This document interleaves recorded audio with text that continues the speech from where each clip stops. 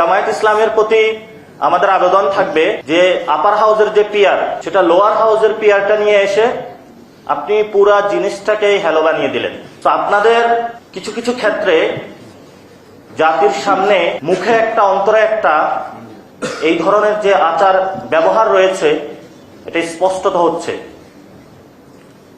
গণভোট প্রশ্নেও জামাত পরবর্তীতে হয়তো বা বিএনপির সাথে ঐক্যবদ্ধ হয়ে যাবে যে ঠিক আছে তাহলে ইলেকশনের দিনে গণভোট করি।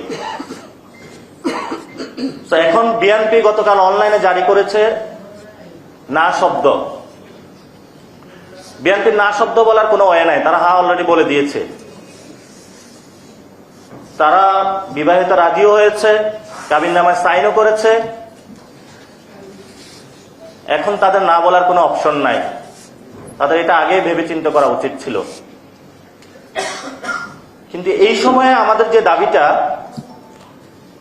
আমরা যেটা জাতির সামনে স্পষ্ট করতে চাই, সংস্কার কমিশন সুপারিশমালা দিয়েছে,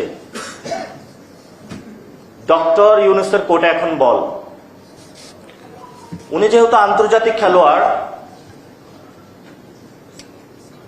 বলা হয়ে থাকে যে বিদেশি প্লেয়াররা বাংলাদেশের মাঠে খেলতে আসলে একটু পিছলাইয়া যায়, কারণ বাংলাদেশের মাঠটা অনেক বেশি পিছলা।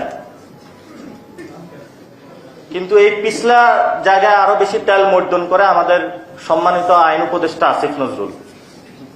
উনি পলিটিশিয়ানদেরকে শুধু পিছলা খাওয়াইতে চান।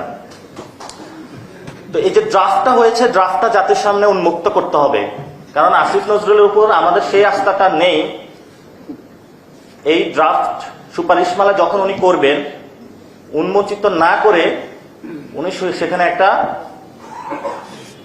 অসৎ উদ্দেশ্যের আশ্রয় নিতে পারেন। সেই জন্য আমরা বলছি আগে এটা আপনাকে পাবলিশ করতে হবে। পাবলিশ করলে যদি দেখি সুপারিশমালা অনুযায়ী ঠিক আছে, আমরা সাইন করে দিব।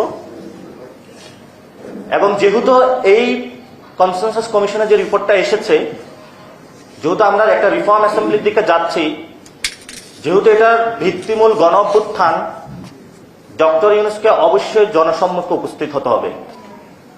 আর সেই জনসম্মুখে উপস্থিত হওয়ার স্থান হলো শহীদ মিনার। শহীদ মিনারে উনি যাবেন।